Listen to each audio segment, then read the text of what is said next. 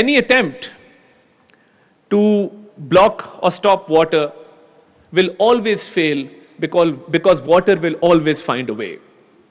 The weaponization of water or attempts to unilaterally alter established arrangements undermine not only regional peace and stability, but also the broader framework of international law. International agreements, as I said, cannot be suspended or disregarded at convenience.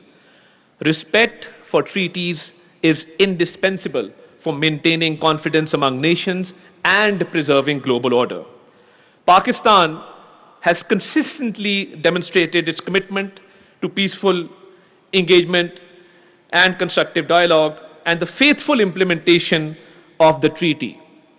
But if an attempt is made to stop the water of Pakistan, our national leadership stands resolved to respond effectively to restore the water for the people of Pakistan.